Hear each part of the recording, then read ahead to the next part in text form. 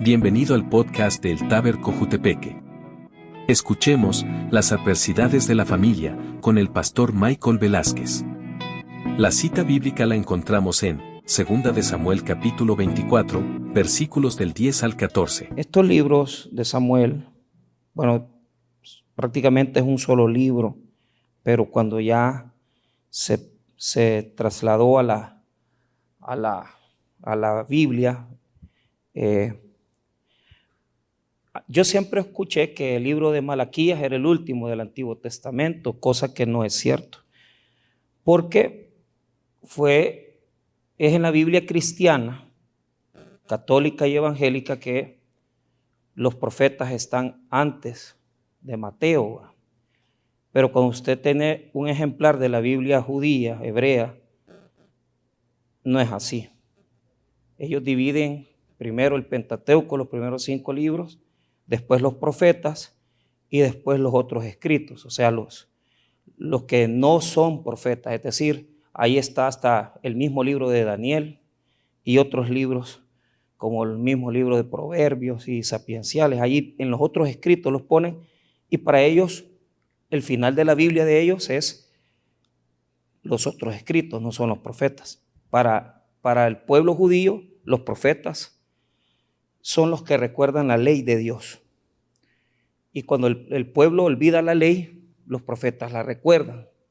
Entonces, en nuestra Biblia, cuando ya se hicieron las traducciones, por el esfuerzo que los profetas hacen de anunciar la venida del Mesías, se pusieron a la par del Evangelio de Mateo, como colindando, pegando. Por eso es que el último profeta es Malaquías y después pasamos a Mateo, pero ese es el orden que les damos nosotros.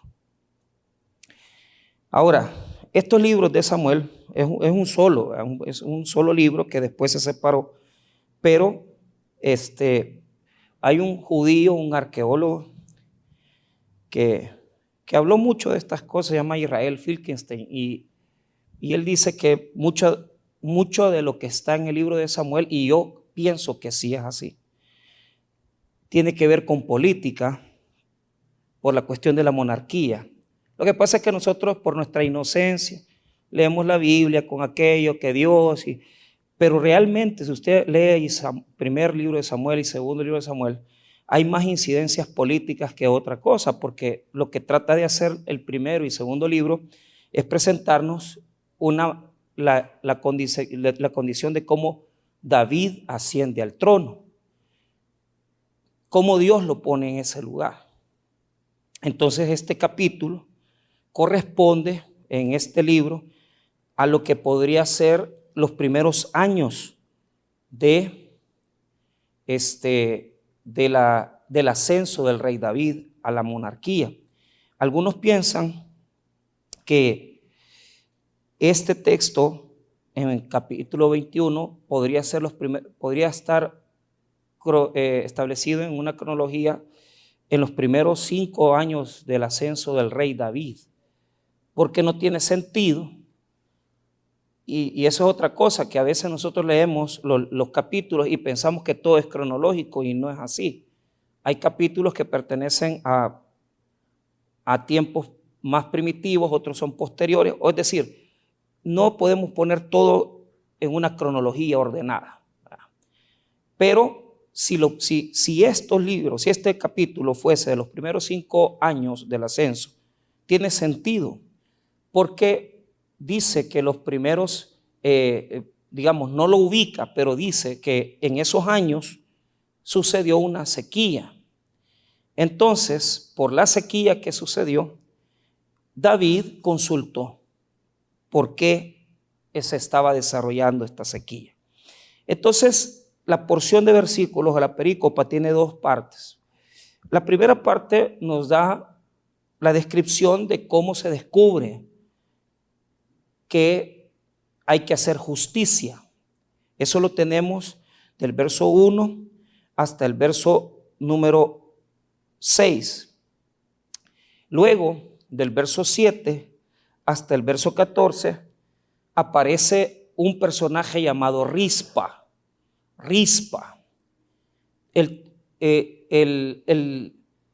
esta mujer, Rispa, su nombre es un nombre fuerte, poderoso, porque Rispa significa piedra encendida, piedra de fuego o piedra encendida.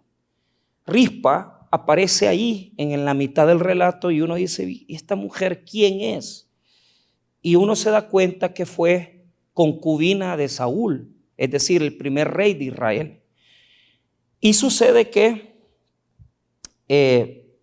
Saúl ha muerto, pero lo que sucede fue que Saúl cometió una masacre mientras él gobernaba, que no aparece realmente en los libros. O sea, hay teólogos que suponen que fue por la muerte de los sacerdotes, pero no hay consenso. Había un pueblo, una comunidad se llaman los Gabaonitas. Entonces Josué les perdonó la vida, hizo pacto con ellos. Diga conmigo, pacto. Ese pacto consistía en que no los iba a matar, sino que iban a ser parte de la comunidad de Israel y iban a convivir con ellos. Pero Saúl rompe ese pacto. Y a pesar que sabía que en antiguos periodos Josué había pactado con los Gabaonitas para no matarlos, él viene y asesina a un grupo de Gabaonitas. Entonces David consulta al Señor y le pregunta, ¿por qué estamos pasando esta sequía? Eso aparece en los primeros versículos. Y Dios le dice, por la muerte de estos hombres que Saúl les quitó la vida, por eso es que hay sequía. Entonces inmediatamente David manda a hablar con ellos y los gabaonitas le piden una venganza, que es bíblica porque la Biblia dice que si vos matás a alguien, entonces se necesita vengar la sangre del que has asesinado. Y puede venir el hermano del que has matado y cobrarse la sangre. Si vos mataste a sangre fría, también se te puede cobrar esa sangre. Lo curioso es que Saúl es el que mató a esta gente, el rey. Y los que están pagando las consecuencias es todo el pueblo porque están aguantando hambre. Y segundo, unos descendientes de él, unos hijos y también unos nietos. Como diciéndonos las cosas, hermano, que uno tiene que vivir, ¿verdad? Cuando rompe sus compromisos, pactos. Entonces traen consecuencias graves. Vea solamente lo que dice el versículo número 1. Hubo hambre en los días de David por 3 años consecutivos. Y David consultó a Jehová y Jehová le dijo, es por causa de Saúl y por aquella casa de sangre, por cuanto mató a los gabaonitas. En el verso 2, veamos el 2. Entonces el rey llamó a los gabaonitas y les habló. Los gabaonitas no eran de los hijos de Israel, sino del resto de los amorreos a los cuales los hijos de Israel habían hecho juramento. Pero Saúl había procurado matarles en su celo por los hijos de Israel y de Judá. Dijo pues David a los gabaonitas, ¿qué haré por vosotros? ¿O qué satisfacción os daré para que vengáis a la heredad de Jehová? Bueno, esa es la pregunta. ¿Cómo se va a satisfacer? La palabra en hebreo es ¿cómo se expiará este asesinato que cometieron de sus parientes? Entonces viene y ellos exigen la muerte de 7 personas. 7 personas tienen que morir. Mire lo que dice el versículo 5. Ellos respondieron al rey, de aquel hombre que nos destruyó y que maquinó contra nosotros para exterminarnos sin dejar nada de nosotros en todo el territorio de Israel, désennos 7 varones de sus hijos para que los ahorquemos delante de Jehová en Gabá de Saúl, el escogido de Jehová. Y el rey dijo, yo los daré. Entonces,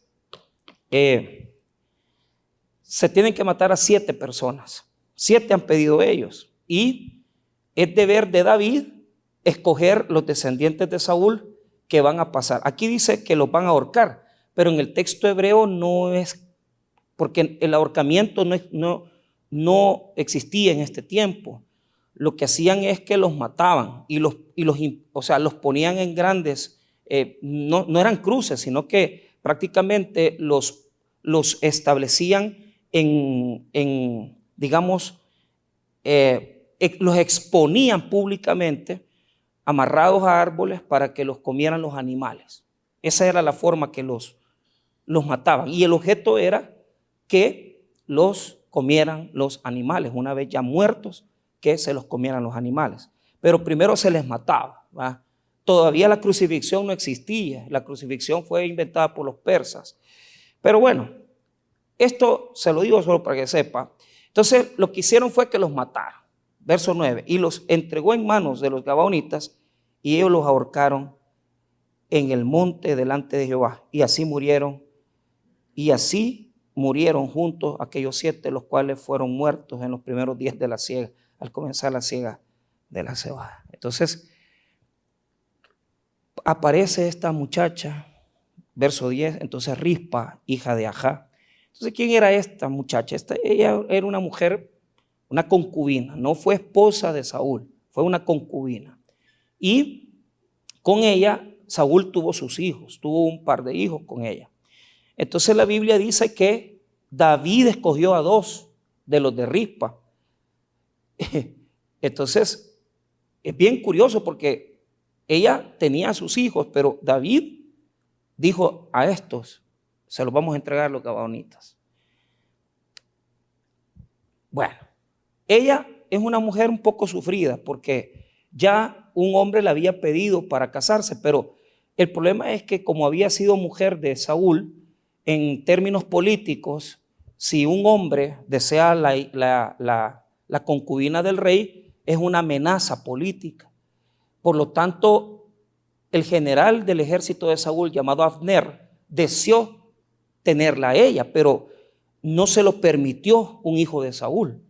Ella probablemente una mujer hermosa, muy linda, pero prácticamente no se dio eso, fue frustrado porque Abner murió también. Entonces, fíjese bien, Rispa se le ha muerto su pareja, el rey Saúl.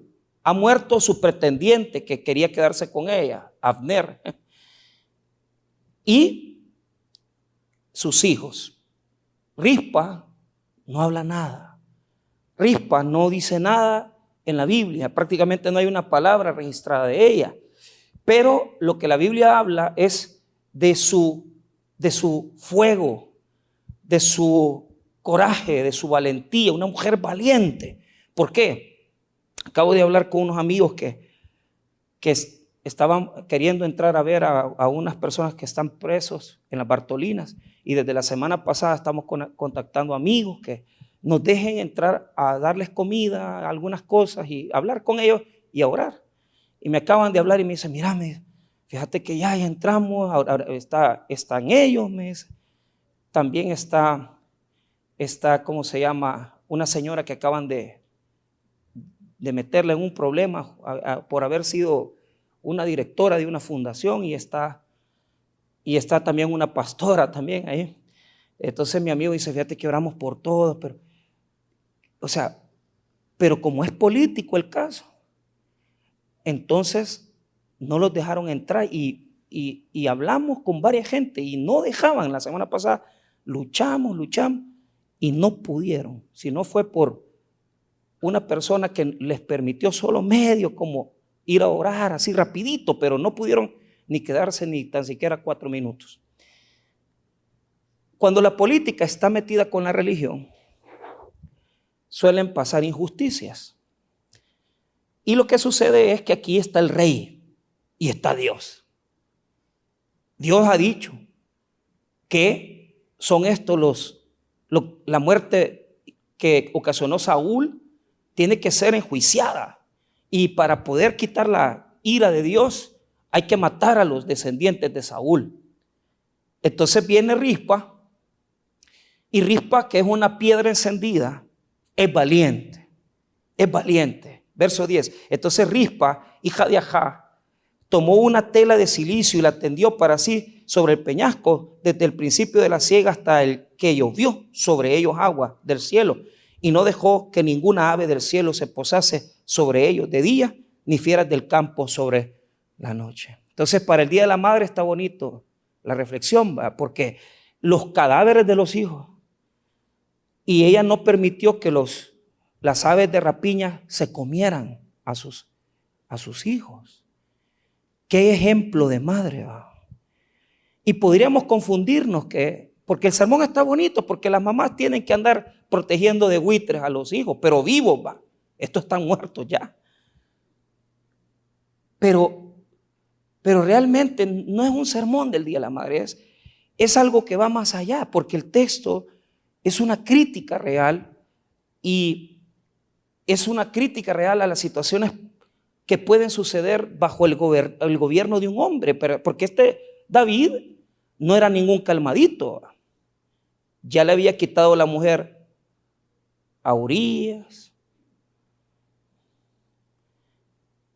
El suegro le dio su esposa, se llamó Mical, pero como se llevaba mal con el suegro David, entonces se la quitó el suegro. Dijo, no, se la quitó. Y años posteriores, cuando ya fue rey, recuperó a la mujer, pero ella ya estaba con otro hombre. Y qué curioso que los hijos de Rispa tenían derecho al trono. Es curioso. No es competencia de David, porque David es el hombre conforme al corazón de Dios. Entonces, pero como no, el problema no es David aquí. El problema es Rispa. Rispa es una mujer valiente que le vale lo que el rey diga. Y no le importa que el designio de Dios esté sobre el juicio de sus hijos. ¿Por qué? Porque ella es una mujer que no acepta la versión. Ella no acepta que sus hijos sean malditos.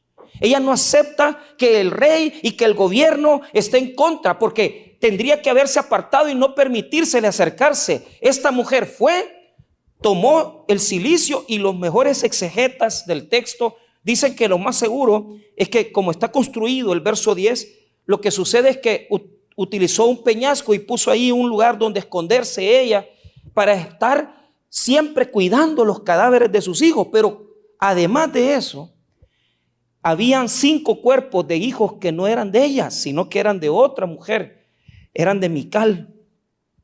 Entonces estaba cuidando los cadáveres de sus hijos y estaba cuidando los cadáveres de otros 5 que eran hijos de otra mujer, pero que esa mujer no está ahí. Rispa es el ejemplo de aquellas personas, de aquellas mujeres y padres que no se quedan con las versiones, que no se quedan con lo que es normal, porque siempre hay un gobierno inventando cosas y también hay gente inventando maldiciones. ¿Cuánta gente ha dicho, si el niño tiene problemas, es maldito? Se me acercó un amigo y me dijo, mira, pastor, te voy a contar mi vida. A él le nació un hijo con un labio leporino, dice que no tenía toda esta parte y le tocó terrible. Pero lo curioso es que toda la gente dice que porque un niño tiene deficiencias físicas o porque tiene algún tipo de cuestión de retraso, es una maldición. Él era un hombre pobre, ese era su pecado. ¿Cuántas personas dicen, no, es que este niño, ¿verdad?, tiene esa maldición porque la mujer tuvo muchas relaciones antes de casarse? ¿Cuántos no piensan así? ¿Y cuántos hombres, cuántas personas religiosas piensan que porque la mujer no fue una mujer muy prudente, tiene problemas con los embarazos, tiene problemas con los hijos? Hermanos, dice a él que todo mundo le decía que era maldición.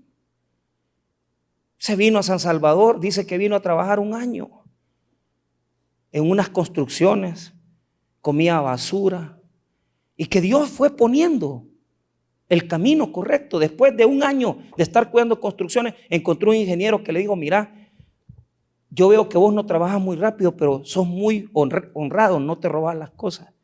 Veniste conmigo. Y el ingeniero lo tomó ni como motorista, sino que lo mandaba a pagar las planillas, mandadero. Pero le dijo, mire, ingeniero, tengo un hijo.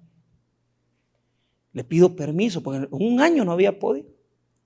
Lo fue a recoger porque es de Lolotique y se fueron. El ingeniero le dio chance. Lo trajeron. Y todavía dice que le tomó una foto que todavía tiene guardada, antes de meterlo a cirugías y todo. Y el niño salió con bien de la operación. ¿Cuántas personas piensan así? El niño se fue a Estados Unidos, salió adelante. Pero ¿cuántas veces? Yo me acuerdo haber llegado a Usulután y me recuerdo bien que me invitaron a una colonia ahí de Alejandría. Y llegué y me dijo la hermana, porque la niña tenía una situación era una niña Down. Y ella la estaba llevando a Funter a hacerles unas terapias y no sé qué. Pero unos hermanos de ahí, de los cantones, que tenían una iglesia, le dijo, hermana, le dijo, esta niña le quedó con ese síndrome, con esa enfermedad, porque usted no está casada con su marido.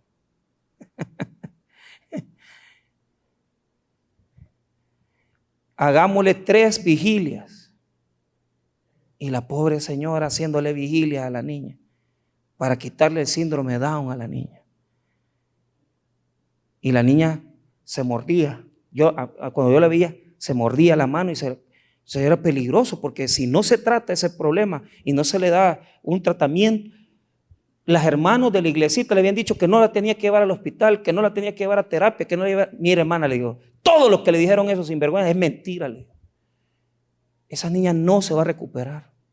Y si usted quiere hacer algo por ella, llévela a Funter, deje de estar haciendo vigilias.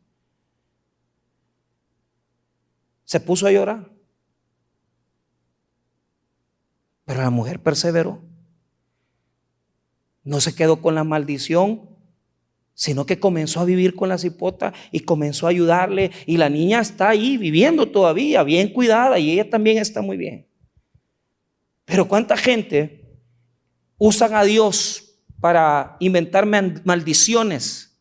¿Y cuánta gente usa cuestiones, verdad, políticas para decir, no, esto te lo mereces? Y mucha gente vive con esas culpas y vive con aquellas cargas que quizás porque yo, el hombre que escogí, por eso el hijo se me hizo marero, y que por eso, miren, hermanas, hermanos, tenemos que quitarnos nuestros lentes religiosos, nuestros lentes que muchas veces hacen daño a las congregaciones y le hacen daño a la cristiandad. ¿Por qué razón? Porque aquí lo que vemos es una mujer valiente que no le importó que le dijeran que Dios estaba maldiciendo a sus hijos y que no le importó que dijeran que el rey había dado la orden. Ella se fue a meter a cuidar los cadáveres de los hijos y no permitió que los buitres se los comieran. Nuestros hijos son nuestros hijos. Nunca deseches a un hijo por las cosas que te meten en la cabeza. Si un hijo es homosexual, ¿qué vas a hacer? ¿Es una maldición de Dios? ¿O te vas a comenzar a echar la culpa por lo que no hiciste bien? ¿Qué vas a hacer cuando cientos de hijos de familias cristianas, las chicas son lesbianas o homosexuales? ¿Vas a creer la versión oficial? ¿Vas a creer la versión política? No, es que mira, los genes, es que lo espiritual, algo hiciste, porque eso se te maldijeron los hijos. Yo entiendo algo, hermanos. Yo entiendo que cuando Jesús se acercaba a los pecadores, no les preguntaba si habían pecado. Y cuando le dijeron, ¿por qué este joven está paralítico, está ciego? En Juan capítulo 9, ¿por qué está ciego? Porque pecaron o sus padres, porque habían inventado una teología que decían que desde antes del nacimiento las almas ya estaban malditas. Y Jesús dice, ni ni sus padres, sino que para que las obras de Dios se manifiesten en él. No tenemos hijos malditos, tenemos hijos de bendición. Los que los maldicen somos nosotros. Andate de la casa si salís preñada. Bichas embarazadas aquí no acepto. Muchachos homosexuales aquí somos machos, váyanse. Pobre papá. Te va a tocar sufrir tanto. O lo contrario, papá, dejé embarazada a una chica. ¿Qué vas a hacer? ¿Lo vas a reprender? ¿Lo vas a maldecir? ¿Te vas a comenzar a echar la culpa? Claro, tal vez no hablaste con él claramente de sexualidad. Tal vez nunca le dijiste, mira hijo, esto es un preservativo, estos son anticonceptivos. Porque desde mi punto de vista en el siglo XXI, solo el que quiere sale embarazada y embarazado. Porque hoy los jóvenes hablan, estamos embarazados y usted ve el bicho así. Yo no te veo preñado, pero estamos embarazados, pastor. No me entra esa terminología, pero quiere decir que él tiene embarazada a una chica y que están ahí en los dos, aunque no están casados. Ay, hijos, es que mire, si usted no se casa, eso va a estar todo en maldición. ¿Y qué van a hacer si no se quieren casar? Si conviven, viven en cada casa. Eso es la moda en Europa, en Estados Unidos. ¿Cómo está tan cara la vida? No es así. La vida requiere de hombres y mujeres que le hagamos frente a las cosas y que sepamos que los hijos tienen y necesitan un tata y una nana. Y cuando usted necesita y entiende que ellos lo que necesitan, ojo, yo no soy partidario de ser amigo de los hijos, pero hay momentos en donde los hijos un amigo necesitan y una amiga. Pero si no nos quitamos nuestra hipocresía religiosa, toda la vida lo único que vamos a hacer es reprenderlos religiosamente. Y toda la vida vamos a andarlos acusando porque ofendieron a Dios y porque a Dios no le agrada. Mira, Rispa fue esposa de Saúl. Es una mujer que ha sufrido. Le han dicho que Dios ha maldecido a sus hijos, pero ella no se quedó con eso. Ella siguió adelante. Sacó fuerzas. 6 meses estuvo esperando bajo el sol para que los animales no se comieran los restos de sus hijos. Y hay gente aquí que con una tontera tan pequeña ya echaron a sus hijos de la casa. Y amenazan a sus hijas diciéndole, ay, el día que salgas embarazada, déjala en paz. Déjala en paz, que vos tampoco fuiste quedito, ni tú tampoco tu mujer. Pero se nos olvida que fuimos jóvenes. Se nos olvida que fuimos niños. Se nos olvida de dónde venimos. Y exigimos y creamos maldiciones. Lo que hizo Rispa es quitar todo artefacto político y religioso y se fue a meter a cuidar los cadáveres de los hijos de ella y los hijos de otra mujer. ¿Por qué?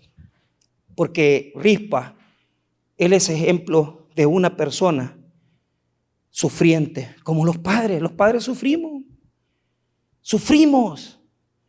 Pero yo prefiero estar cuidando a mis hijas vivas a que en su vida me desprecien tanto y me desechen que no me dejen conocer a mis nietos. Porque hay hijos que hasta los nietos les quitan el derecho a sus papás de verlos, porque saben que los abuelos no forman parte de la vida de ellos, no pueden, pues, no son capaces de dar algo bueno. Entonces es sufrido, porque uno tiene que en medio de escenarios de muerte, uno tiene que caminar en la familia. No piense usted que toda su vida en la familia va a estar caminando en paz, en bendición, en prosperidad, en abundancia. No, vamos a caminar en senderos de muerte. Pero en esos senderos de muerte, nosotros somos los representantes de un Dios que debe de enseñarle a los hijos a ser humanos y que cuando se equivocan y cometen errores, no tienen un papá que los va a despreciar, sino que tienen un papá que los va a abrazar, los va a comprender, los va a amar y va a estar con ellos. Aún en medio de la muerte, sos tata y sos nana. Por eso necesitan comprensión y necesitan abrazos y necesitan que estés con ellos diciéndoles eso para que ellos vean que hay un Dios diferente. El Dios que inventa la religión y el Dios que inventan los políticos. Que dejan a familias en Estados Unidos de hijos, esposas diciendo mi esposo no ha hecho nada y se lo llevaron capturado.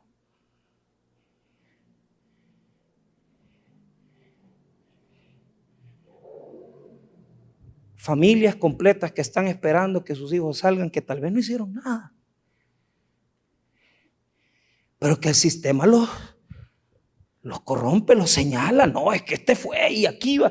Y si no fue él. Usted sabe que el país que más presos, ilegalmente tiene es Estados Unidos. O sea, en las prisiones de Estados Unidos hay más gente metidas ahí, inocentes, que en cualquier otra parte del mundo. Y eso pasa. Pero la mamá, el papá, tenemos que ser quien esté con ellos. Porque yo lo vuelvo a repetir, prefiero cuidar a mis hijas vivas a que me den los cadáveres y estar después llorando por los cadáveres. Porque mientras sientan, respiren, vivan y oigan y sientan, que sepan que tienen un padre, que sientan que tienen una mamá y que sientan que usted no los va a condenar ni con el infierno, ni con el cielo, ni tampoco con la religión, ni tampoco con amenazas.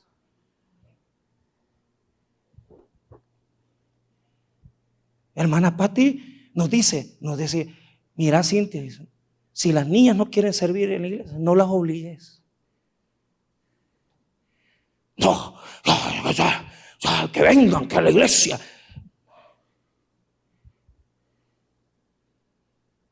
Yo lo que veo es que sus hijos le están sirviendo a Dios, los hijos de ella. Y yo lo que veo es que muchos que hemos aplicado la otra medida, mientras estés en mi casa y comas en mi mesa, vas a hacer lo que yo te digo. Y no están en las iglesias. ¿Por qué será?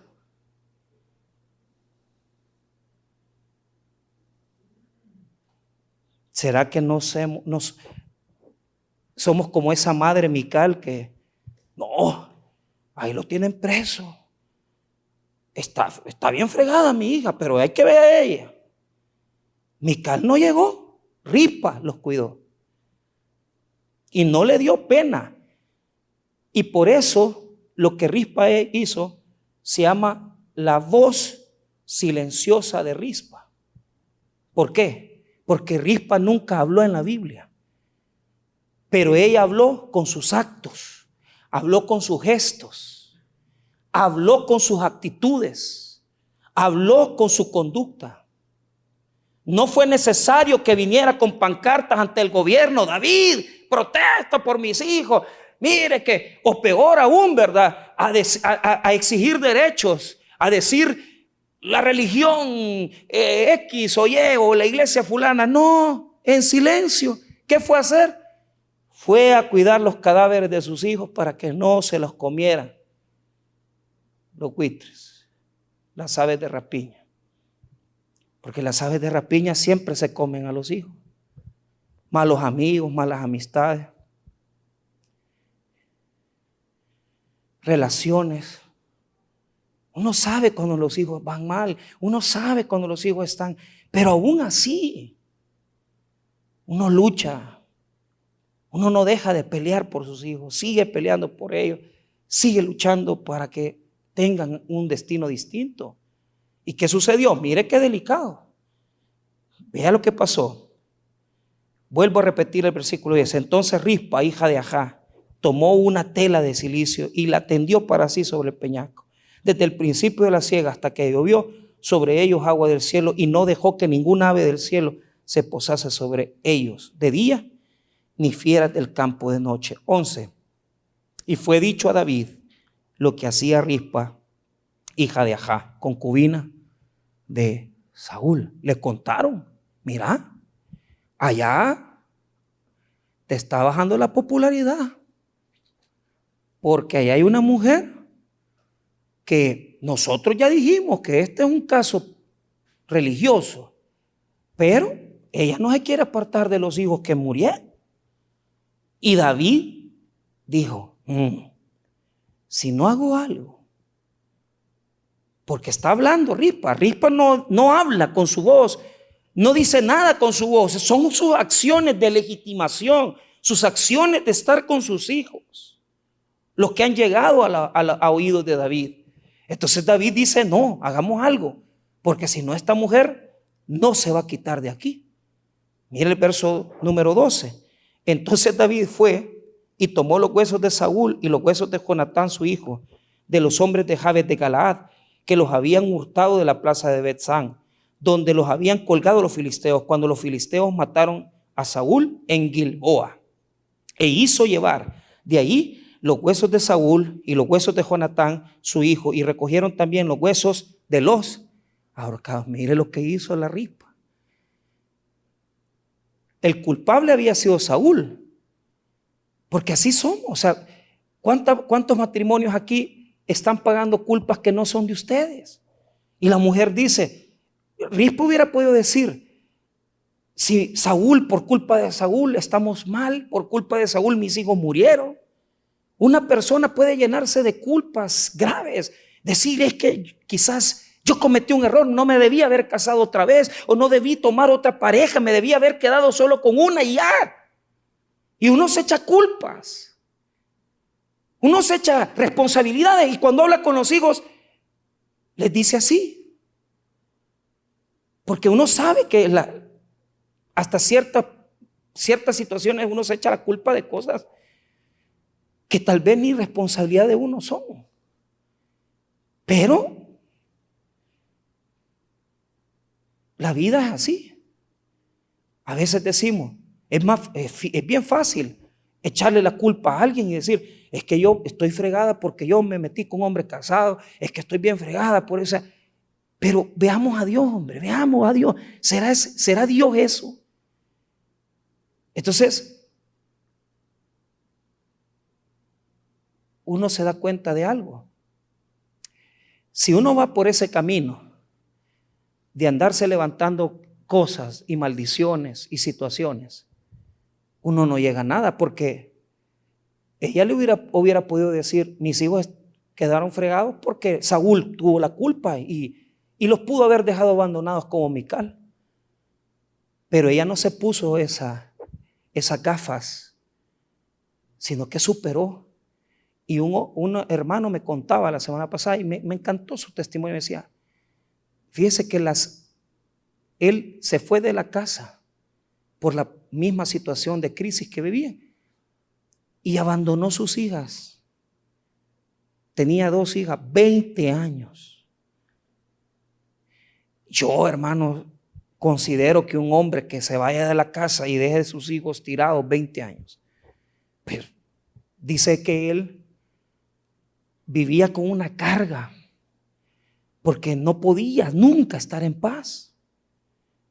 Pero una persona que ni es cristiana le dijo, mira, le dijo, ¿querés arreglar tu vida? Le dijo, 3 cosas tenés que hacer. 1, deja de tomarle. 2, metete a una iglesia. Y 3, busca tu familia. Porque sentía cargas, no dormía. 20 años, hermano. Lo primero que hizo fue que se fue a meter a una iglesia. Ahí se congrega en la iglesia de Manuel. Y me dice, pero mire, me dijo, la segunda me costó, pero dejé de tomar. Y la tercera fue la mayuca, me dijo.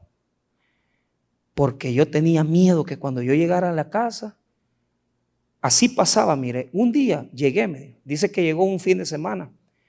Y cuando iba pasando por la casa de un vecino, ahí le vino la cobardía, porque le faltaba una casa para llegar donde había dejado sus hijos. Él ya sabía que allí estaban con la mamá y ya sabía que la mamá las había criado y ya sabía que, me dijo él, ella ya estaba con otro hombre. Me dijo, el lechero, le dijo él, no sé por qué le dice lechero, pero dice que era el que llegó después a cuidar a las niñas. Se regresó para Cojute y dijo, no, dijo, una semana infernal. Al siguiente semana volvió a pagar los buses, fue a buscarlas al cantón, que no es cerca, es lejos, y dice que llegó a la casa. Y lo que a él más le es que habló con la señora, mirá, le dijo, estas hipotas te han esperado un montón de años, ¿no? Y así, en ese momento hicieron un encuentro increíble, que lo abrazaron y lloraron. Papá, le decía. Una de ellas había guardado su foto 20 años debajo del colchón.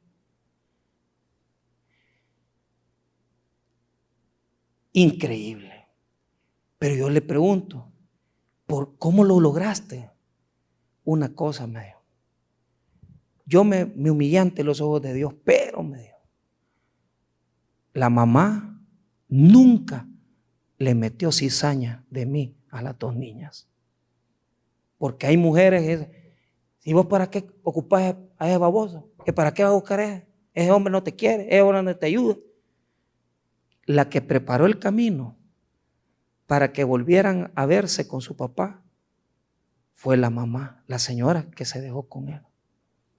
Y dice que logró reconciliarse con ella. Ya murió ella, él está vivo. Pero dice que ahora lo más grande para él son sus hijas, después de Dios. Pero él agradece. Él le dice, la afinada, le dice. La afinada me dijo, nunca me habló mal de mí, me dijo. Y me bendijo tanto que en los últimos días que iba a fallecer, me dijo, le dejó un cuartito ahí donde ellos vivían. Cuando querás venir a ver a las hipotas, solo venid. Hoy ya tienen, las muchachas están casadas, pero viven en un lote grande. Y ahí lo llegan y dice que se queda dormido. Y cuando despierta, ya le han quitado los zapatos y las ginas para que cuando se despierte, las ginas, dice, y dice que él se pone a llorar. Porque un hijo que lo cuide a uno trayéndole, después de 20 años de no estar, ¿cuánto reclamo? ¿Cuántas acusaciones? ¿Cuántos resentimientos? Es que usted, papá, nunca se hizo cargo de mí y por eso yo me quería suicidar y que no sé qué. Hágale frente, mamita. Camina en medio de los muertos. Sea como Rispa, porque aquí tiene los dos lados. Ni tenemos que ser padres así con esas mentalidades cerradas, religiosas y con esas situaciones hasta políticas y hijos así que no, aceptemos los errores de los padres, aceptemos que tenemos padres humanos y si la vida te da la oportunidad de reivindicar la historia y de volver a restaurarla, hazlo, porque eso te puede estar matando sin darte cuenta. Y esa carga que llevaba mi amigo es la carga que muchos llevan aquí y no se dan cuenta, que es por el hecho de que es más fácil decir, es que yo por eso me arruiné la vida, yo por eso no estudié, porque no tuve papá, o sí estudié, pero mire, yo toda la vida pasé con ese resentimiento. Pues resuélvalo, mamita. Vaya donde están los cadáveres, hágale frente, porque aún en medio de la muerte, usted tiene un Dios que aunque los errores humanos afectan la vida, Dios es perfecto y nos ayuda, que hasta que las peores situaciones de nuestra vida nos ayuden a bien. A los que aman a Dios, todas las cosas les ayudan a bien, hermano. Hasta los errores y regadas de la vida. Dios les da un camino distinto. ¿Quién le tocó el corazón a esa mujer para que no hablara mal de él nunca? ¿Quién le tocó el corazón a las hijas para que lo recibieran? Solo Dios. Solo Dios. Rispa no se quedó y tocó el corazón duro de David. Porque David se había encerrado. Dijo, no, hay que ver en ello. Eso es una situación inhumana. Porque era una mujer viuda que se quedaba sin la ayuda de sus hijos. Pero el Dios eterno tocaba los corazones. Y por eso el relato cierra con el verso 14. Y fíjese que es lamentable que no lo podamos ver en hebreo, porque en hebreo no es lo mismo. En hebreo no está así como está aquí, pero ya les voy a explicar. 14. Y sepultaron los huesos de Saúl y los de su hijo Jonatán en tierra de Benjamín, en Sela, en el sepulcro de Cis su padre, e hicieron todo lo que el rey había mandado. Y Dios fue propicio a la tierra después de esto. ¿Después de qué? ¿Después que mataron a los hijos? No. Después de lo que hizo Rispa, que peleó para que sus hijos no quedaran expuestos y sin entierro. Después que Rispa peleó para que el bendito Saúl, que la había fregado tanto, porque Saúl se pasó en la vida de Rispa, pero ella fue tan recta que hasta logró que los huesos de Saúl y lo que quedaba de Jonatán lo enterraran en el mismo lugar. David reaccionó y dijo: no puedo dejarlos así. Mandó a traer los cadáveres de los hijos y mandó a traer los huesos de Saúl y los huesos de Jonatán, y dijeron: no, démosles, como diríamos hoy, cristiana sepultura. ¿Por qué? Porque lo que pasaba es que metían a Dios por decir algo, pero Dios eterno lo que veía era otra cosa. No veía la actitud de David. Lo que vio fue la actitud de Rispa, que no se dejó llenar ni de resentimiento, no se dejó llenar por versiones religiosas ni políticas, y fue a tocar los cadáveres. Los protegió, los cuidó, aunque ya estaban muertos, y logró que los enterraran. Y no dejó que los buitres se los comieran.